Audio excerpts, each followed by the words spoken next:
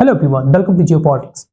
Syria में हम अभी तक ये देखे हैं कि जो बशर अल असद का रिजीम था उसको क्या किया, रिबेल ग्रुप जो था एचटीएस जो था उन्होंने उखाड़ के फेंक दिया और जो दमास्कस है यानी जो सीरिया का राजधानी है उस पर उन्होंने क्या किया, कब्जा कर लिया।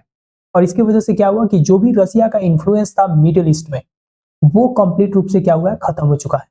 क्योंकि सीरिया का जो रिजीम था बशर अल असद का उसको सपोर्ट करता था रसिया, और फाइनली जो बशर अल असद का गवर्नमेंट था उसको तो उन्होंने उखाड़ के फेंक दिया, तो रसिया का यहाँ पे दी इंड हो जाता है। बट सबसे बड़ा सवाल है कि यहाँ पे टर्की ने रसिया को धोखा क्यों दिया? क्योंकि रसिया चाहता था कि टर्की क्या करे, यहाँ पे जो भी बशर अल असद का रिजीम है उसको यहाँ पे क्या करे, प्रिजर्व करके रखे, यानी कि यहाँ पे रसिया का मदद करे। बट उल्टा में इन्होंने क्या किया कि जो रिबेल ग्रुप्स है उन्हीं को इन्होंने समर्थन दिया, और समर्थन देने के बाद क्या हुआ, इसकी वजह से यहाँ पे सीरिया में जो भी 53 साल से जो राज चले आ रहा था असाद के फैमिली का, उसका यहाँ पे दी इंड हो जाता है। लोगों ने बहुत ज्यादा सेलिब्रेट किया, लेकिन सबसे ज्यादा खुश कौन था, तो वो था टर्की के प्रेसिडेंट अर्दोगान। और इनके खुशी का दो रीजन है। पहला रीजन ये है कि टर्की में जो भी ये कुर्दिश लोग रहते हैं, खास करके जो सटे हुए एरिया है, जो भी सटे हुए यहाँ से बॉर्डर है सीरिया और टर्की का, यहाँ पे कुर्दिश लोग रहते हैं। ये जो भी आप देख रहे हो कुर्दिश लेड फोर्स, ये चाहते हैं कि एक टर्की का बहुत बड़ा पार्ट लेके, और ये पूरा जो आप देख रहे हो मैप पे, इसको लेके कुर्दिस्तान अलग एक स्टेट बनाए, यानी कि अलग एक इंडिपेंडेंट कंट्री बनाए जिसका नाम रखेंगे कुर्दिस्तान। उसका अलग फ्लैग होगा, उसका अलग करेंसी होगा, सब कुछ अलग होगा। और इस कुर्दिश मूवमेंट को काउंटर करने के लिए जो टर्की था वहां पे एक रेबेल ग्रुप को सपोर्ट कर रहा था। ये जो येलो कलर है, यहाँ पे रेबेल ग्रुप्स जो थे वो टर्की के द्वारा बैक किए गए थे, यानी टर्की यहाँ पे इनको एड और जो भी सप्लाई है वो देता था, ताकि ये लोग क्या करें, जो भी कुर्दिश ग्रुप है उससे लड़ाई करें। और ये जो रेबेल ग्रुप था वो क्या करता था, डायरेक्टली जो सेंट्रल गवर्नमेंट यानी कि जो बशर अल असद का गवर्नमेंट था उसको क्या करता था, चैलेंज करता था उसके अथॉरिटी को। और इसकी वजह से इनडायरेक्ट तरीके से अगर देखा जाए तो टर्की नहीं चाहता था कि जो बशर अल असद का गवर्नमेंट है, जो रिजीम है, वो यहाँ पे कंटिन्यू रहे।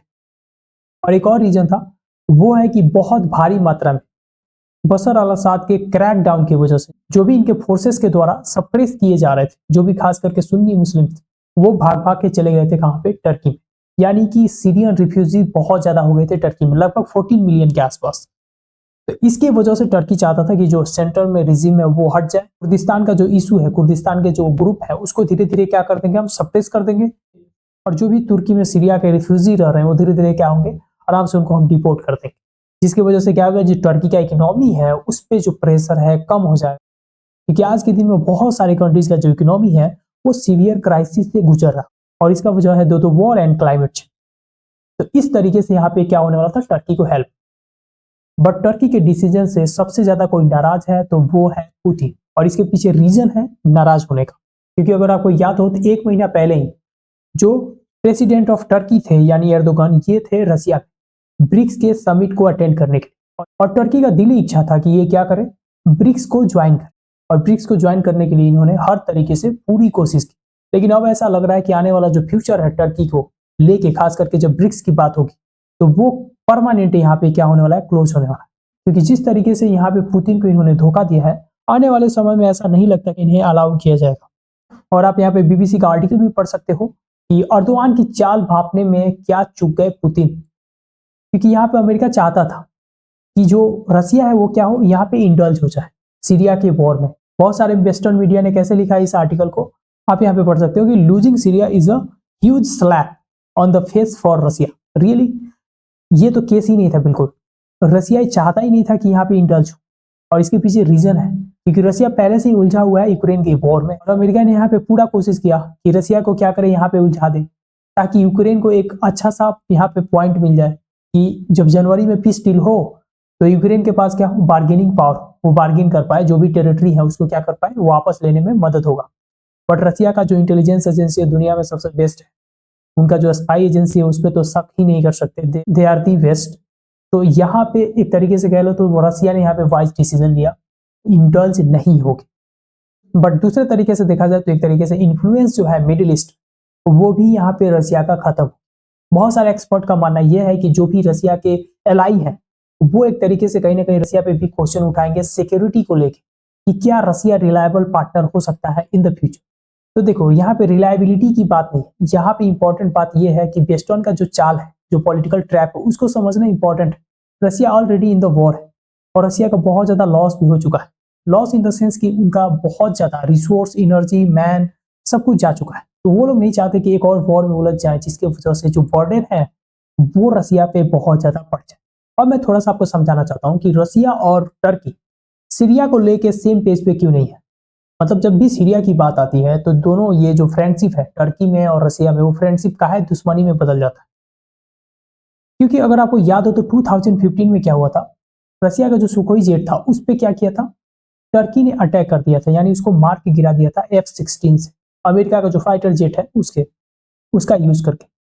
और इसके बाद रसिया जो था वो बहुत ज्यादा गुस्से में था इससे, टर्की से, और टर्की को बोला था कि इसके लिए वो माफ नहीं करेगा टर्की। बट इसके बावजूद भी रसिया ने 2017 में टर्की के प्रेसिडेंट के साथ मीटिंग करता है मॉस्को में और बोलता है कि हम तुम्हें सप्लाई करेंगे anti missile system, that is S-400।